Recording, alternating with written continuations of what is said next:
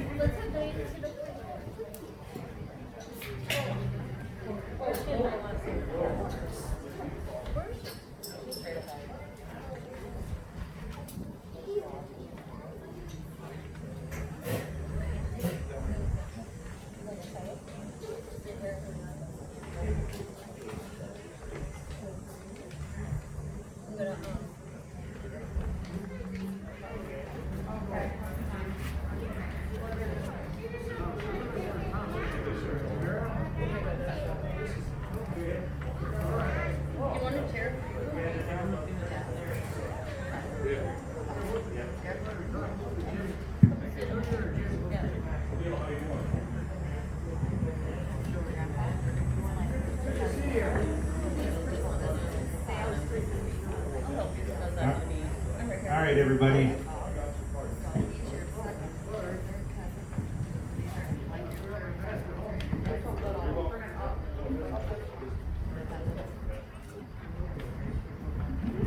How about that? Okay.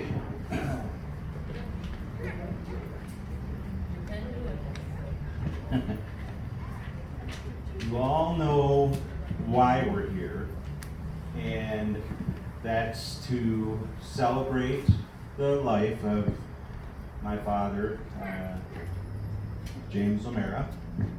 And in this crowd, there are family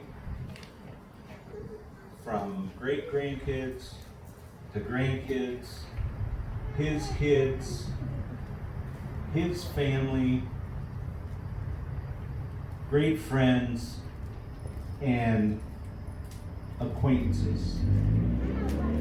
I just want you to know before we get started how much that means. So I'm gonna cry a little right now because I can't do it later.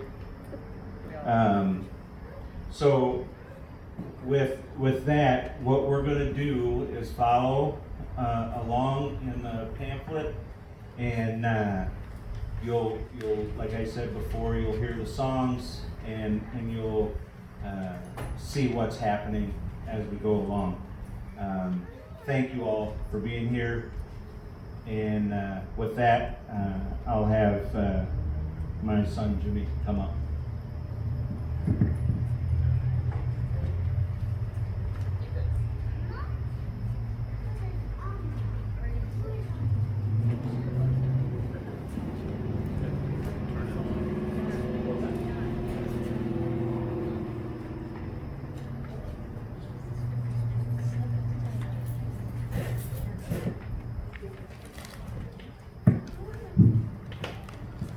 Alrighty, I'll be reading from this a little bit here.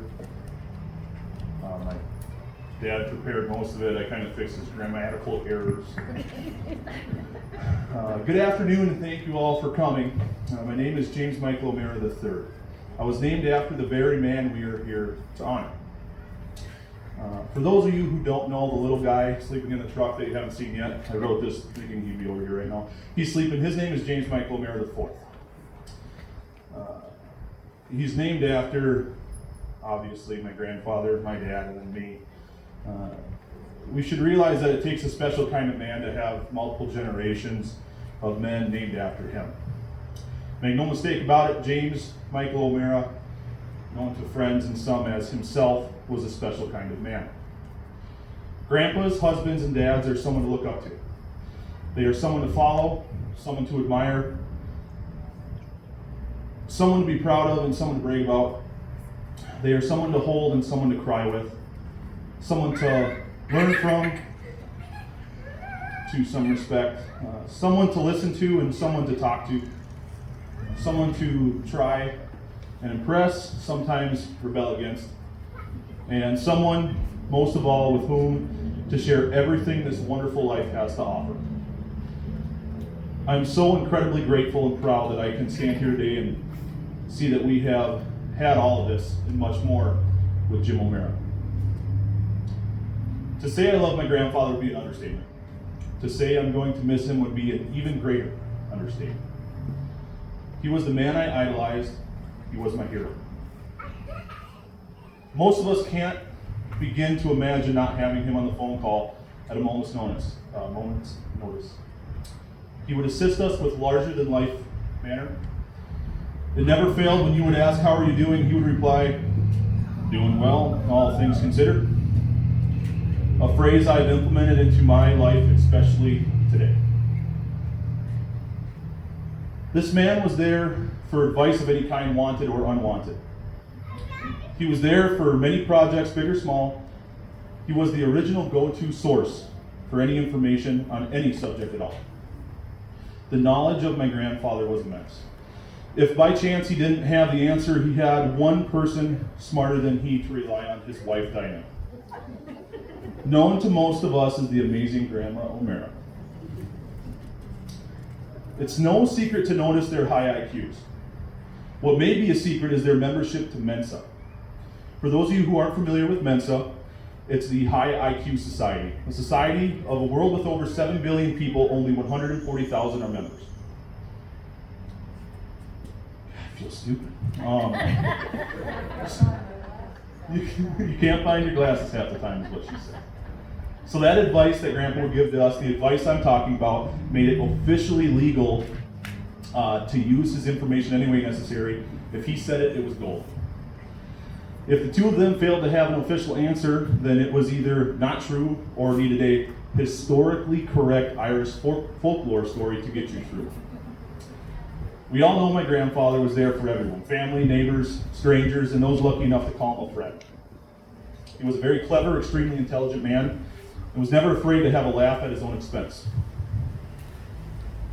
He could help you with a complex problem or just happily, as many of you know, offer to be the this or that in an event requiring true character or demeanor. My grandfather was born in the Twin Cities in 1941. That makes him 78 years old this year. He grew up in Minneapolis with his mother, Marvel, or Aini, as they called her, and his father, John. He had one brother, Tom. Tom's boy are sitting somewhere over here. Tom and Timmy back there. He graduated from South High School and married Catherine, and they had 3 children. My father, James II, and 2 daughters, my aunt, Kelly and Aunt Katie, who are sitting right there. He joined the military with the United States Army. He became a proud member of the 44th Medical Brigade as a combat medic. He fought in the Vietnam War. His years in service, as many know, were filled with such things that only God and he will know or understand. My grandfather shared very little with most, but told stories here and there that would allow you to realize how very proud of the service he had done. He was. He would also share how disappointed he was in the U.S. government in their mistreating of vets returning. So much so that he attended marches, protest, and actually threw his earned and awarded medals out into the streets of Washington, D.C. in protest of the mistreatment. My grandfather's work for the Vietnam vets would be diligent and appreciated by so many. The letters of thanks came from the veterans themselves, as well as congressmen, governors, and national organizations. He believed in his brother vets, and they, in return, believed in him. He had divorced and found his love of his life, Diane, or Darlin, as he would call her, and he meant it.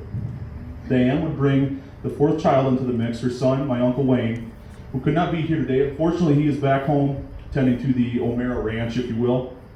See, Uncle Wayne has been the helping hand for many, many years, as Grandpa's health was not doing so well. So I can say we miss Wayne at this event for sure. He's been amazing.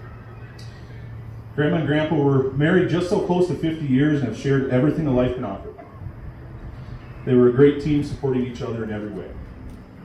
My grandfather went to work for the federal government and worked in Washington, D.C., Virginia, Colorado, and eventually left the government workforce while living in Casper, Wyoming. He found himself enjoying the outdoors, camping, hiking, shooting. He would eventually fall in love for the 1800s, probably the other wife, I suppose, for the mountain man era. It would win him over. I think that's what I remember him most as being a buckskinner. Being a buckskinner would also become his profound passion. His requirement for authenticity, to demand a lot of research, so he would make sure it was the most accurate representation. That research would pull him in deeper and deeper into the culture. It also allowed for his larger-than-life personality and code of ethics to show. His presence alone would gain the respect of those around him. Jim O'Mara made some amazing lifelong friends through buckskinning. Some sadly have passed before him, and some are here today. I have been told that he was revered by those who knew him as a true mountain man. Grandpa and Grandma enjoyed traveling. They would continue to show the children an amazing Wonder Dog Sam the sights and special areas of the United States. Most of those were related to the wonders of the world, like the mountains, prairies, and historical areas that the United States were built around. However, they did take my dad, uncle, and both aunts to Disney World the year it opened, so he was good like that.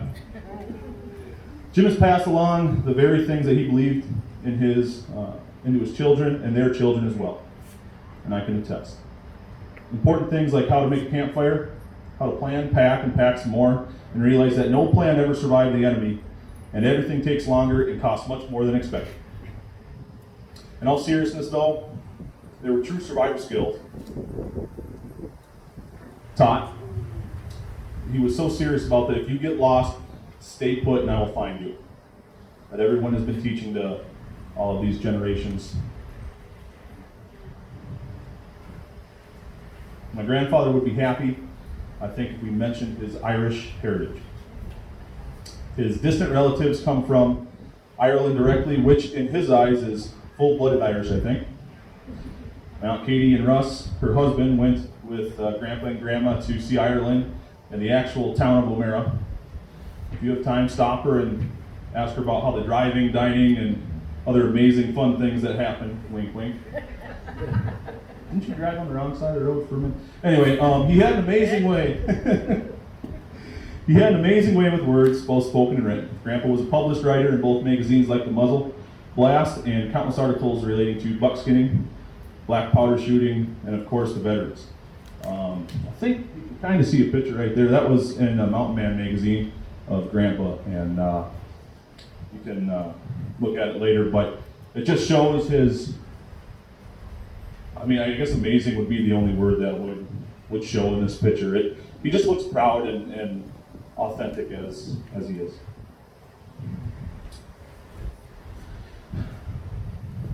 Grandpa was so well respected that he had been asked to give speeches, represent state veterans by carrying their respective state flag, even so much so that he became an ordained minister so he could marry couples who just had to have the famous Jim O'Mara marry them. The list of amazing things my grandfather did is so long that we could be here for days just to discuss them. Things like becoming a drum major for the Colorado Irish Pipe Band. There's a true story told by my dad that he witnessed his father, my grandfather, march the pipe band right through the middle of the concession area at an event in Estes Park, Colorado.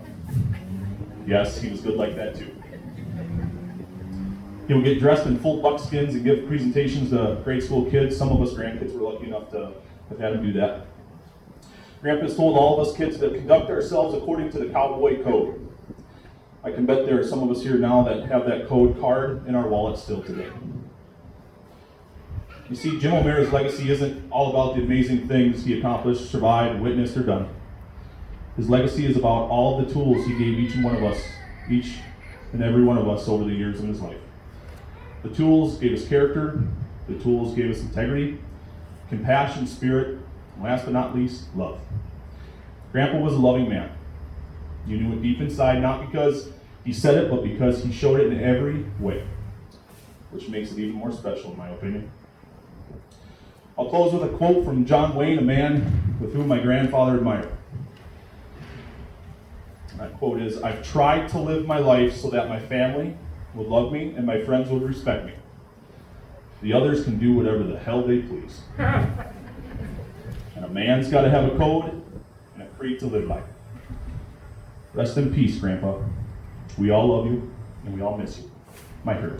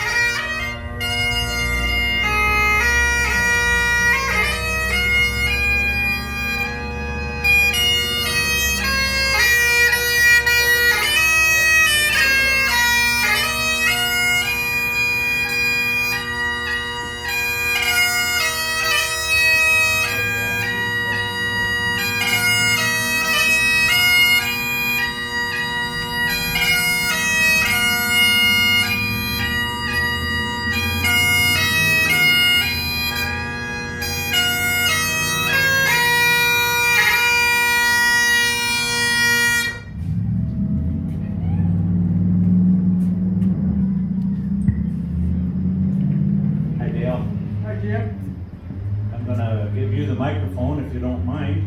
And Good afternoon. I'm Dale Seibert, chaplain for Lake Harriet Masonic Lodge.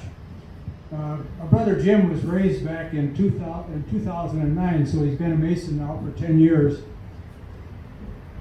What a joy that he had in raising his son and his grandson as Master Masons.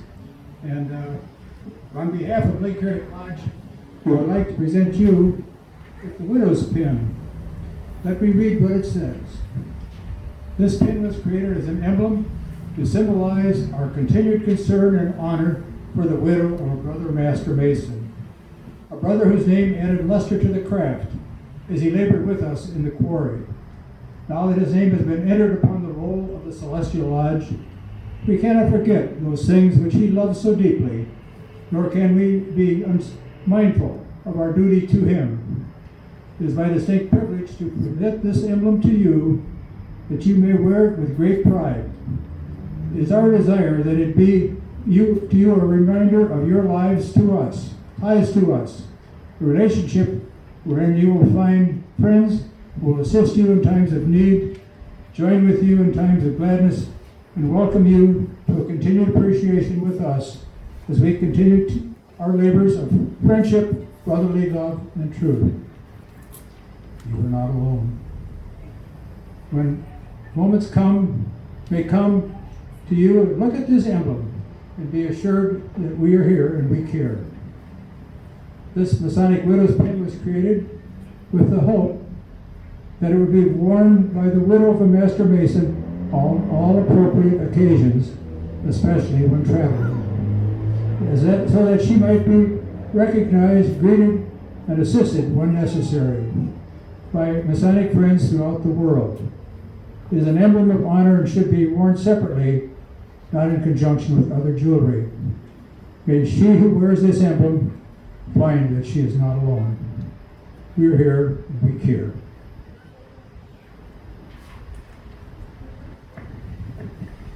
In addition, we have a member. It's called In Remembrance, and you can have that. It's been filled out and signed by the officers of the lodge with our seal. And please accept the sympathies of our brothers from the Lake Great Lodge.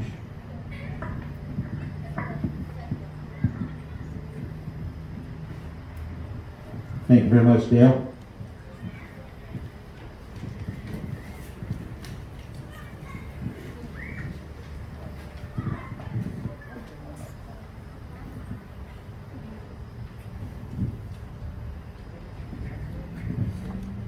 So in your program there, you'll see we're to the personal remarks area. There was a lot of planning, a lot of discussion, some battles about what we were going to do and who was going to do what and all that. And we came up with a plan. Jimmy alluded earlier to the fact that the plan never works out when you're dealing with the enemy. And right now, it's not an enemy, but my emotions, I'm trying really hard to keep them in check. So forgive me if I fall apart here a little bit. I journal, sometimes a lot, sometimes not so much.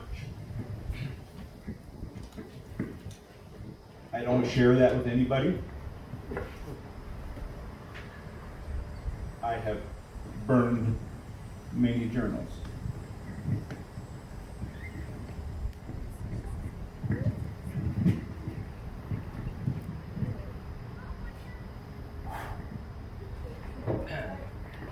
I'm going to share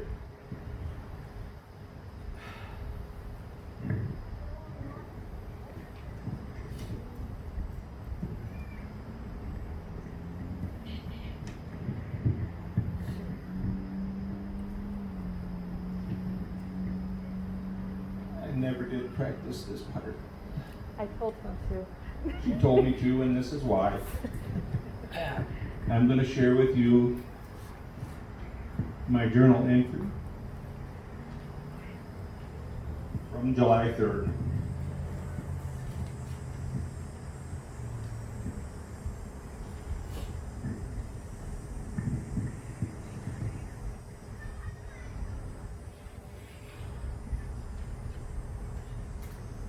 I actually titled it, just something that I do sometimes. Sometimes I make notes. Sometimes I pin back the page and say, don't read past this. This one I titled, The Last Cup.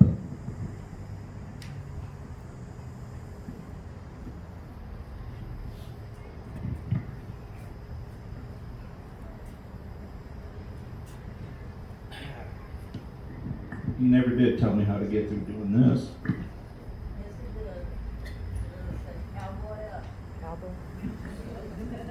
Cowboy up. Amen. Actually addressed it to him. It says, I love you so much. Dad, this morning amongst the still and quiet, I poured our last cup of coffee together.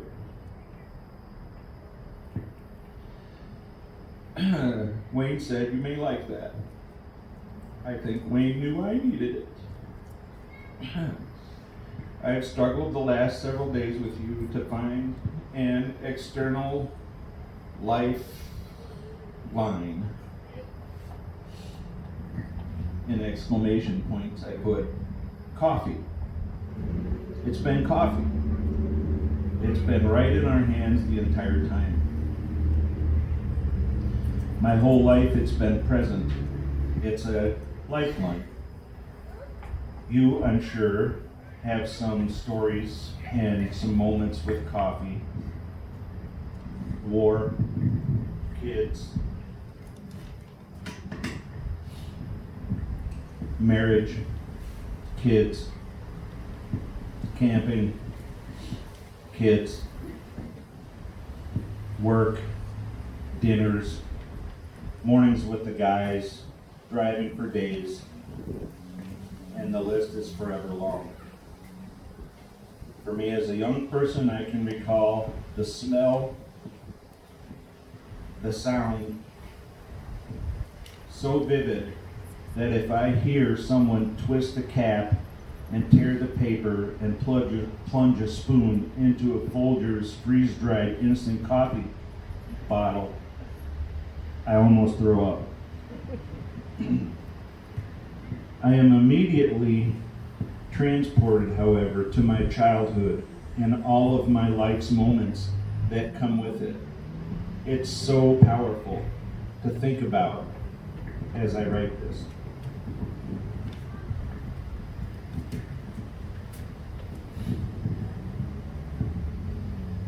There has ever only been one time coffee was sad.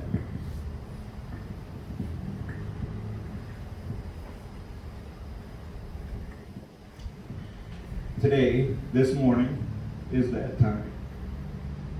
Today, Dad, I am sharing with you our last cup.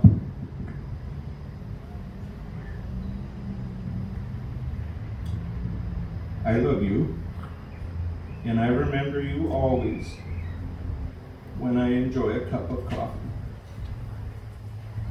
I will write about this a lot, as it will help me move on.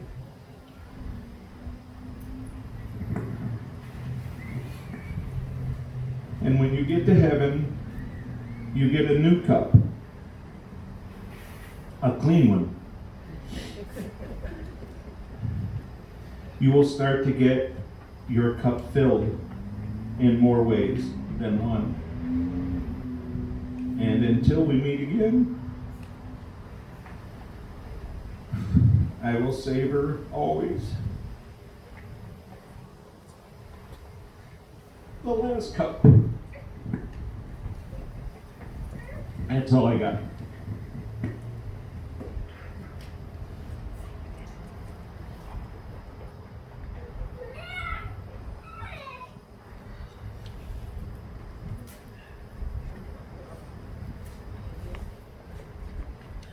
I'll just pass out right here now ahead of time to get it over and done with. Well, I can't hold the microphone. Sure. Alright, well, here goes nothing. She'll catch me if I pass out. So, oh yeah, up the nose, that'll work, yeah. Sideways ring tone. This is what I grew up with. Yeah. So, just like Jimmy had said, this is going to be very hard to do. So I hope you guys have, all the way through Monday for me to get through this. So, all right.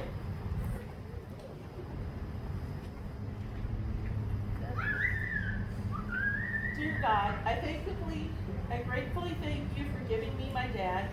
You must really love me because you gave me the best you had. Watch over him and bless him, Lord. Keep him in your care. I wasn't ready to say goodbye. Dad, I will always miss the birthday calls, the whisker rubs, the I love yous, the phone talks.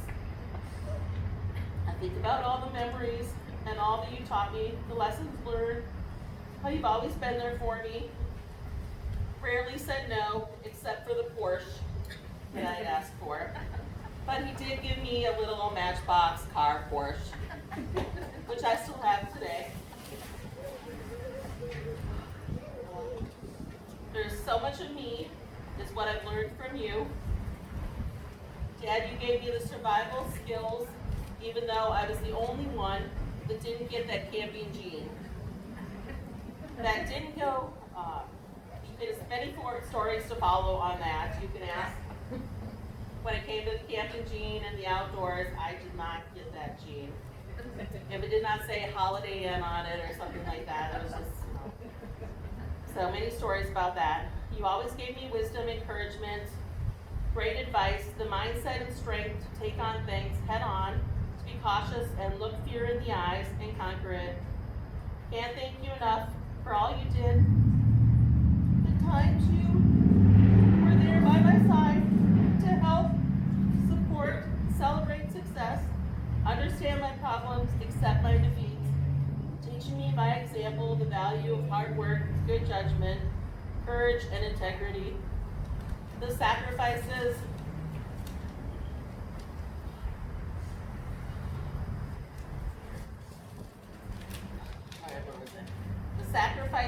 so I could have the best, and the little things like laughter, jokes, smile, time shared. Thank you, I'm so proud of and honored to call you my dad. Dad dwells among the angels now. You left us too soon. You may not be visible, but you're gone forever, but never forgotten. No matter where I go or what I do, there will be a part of you in my heart forever. Hey, Dad, we're gonna be okay. We have each other. We're gonna get us through this. We're O'Mara strong. I love you and miss you, Dad.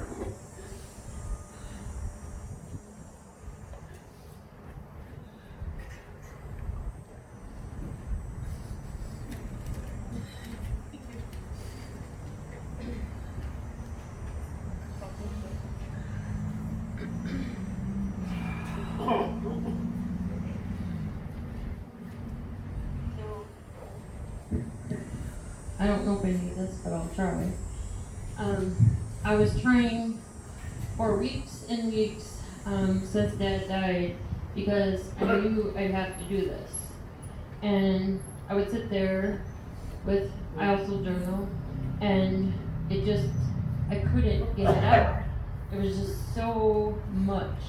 And how do you pinpoint or talk about like one thing or 5 things when it was a million things over and over and over in my life?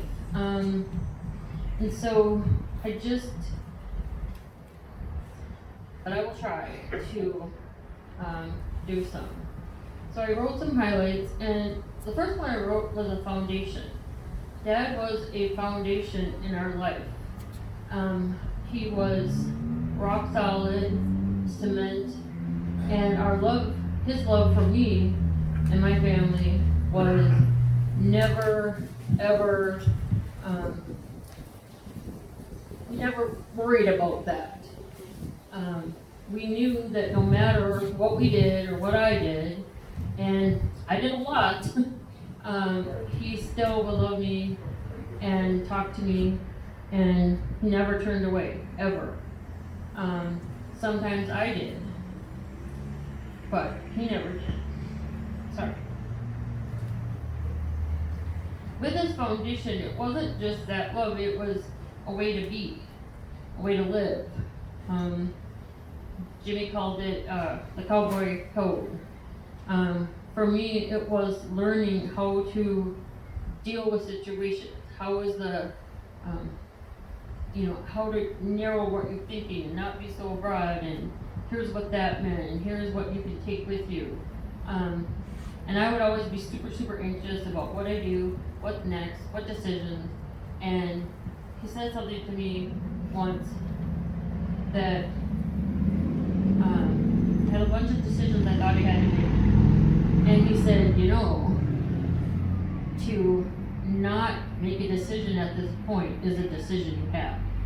And so that just quieted everything. It was, I knew I'd take a breath and sort out. Nothing had to be done that second. And with that foundation, I was able to talk to him about anything and everything. when I was married, I was just 18 years old, and looking back, I was such a baby. You know, I didn't know anything. And I was terrified, scared to death. And he just said, you can do this. You can do this. And I ended up believing him. I would call him and the baby's crying, oh my gosh, I'm tired, you know, what do I do? And then I would call him when the hooligans were crazy and driving me crazy, and he just helped me through it.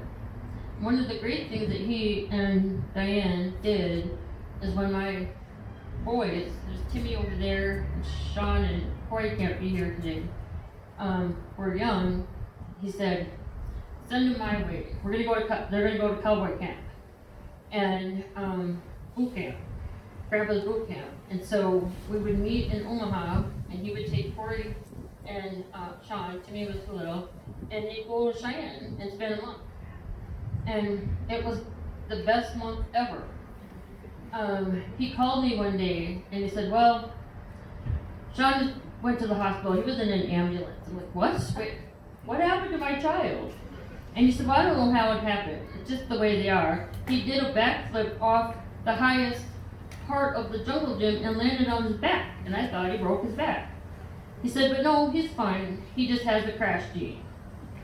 And he said, you had the crash gene, Katie, and you passed it on. I would trip over sunbeams, clumsy stitches, was crazy, and he said, your boys have the crash gene as well. And they do. Corey had 15 stitches before he was 5, and they were daredevils, they jumped, and he just accepted that's who they are. He did name all of his grandkids the hooligans, and they were. So he took them, and not only did he raise me, but he helped raise my boys into who they are. And to me, him being a grandpa showed me a lot about how I'm a grandma. So there's that. And there's that advice. He gave all the advice you ever need. And if you didn't take it, he'd be like, eh, and then give you more. So he was always there for advice. And I had to educate, because he was very smart and he also was very involved. We would talk about politics and we would talk about anything and everything at any time. So he was there for that. And I had to listen, because he would. I would call him sometimes, just be crying and upset about something, and then I'd go, I'm sorry, you know, this is, you know, too much. And he'd say, no, I'm your dad. That's what I do. So he would listen and listen and listen, and he never stopped listening. Even right before he took a turn, we had a few discussions about a lot of stuff, and it made me realize then that I hadn't reached out enough the last few years, and I regret that.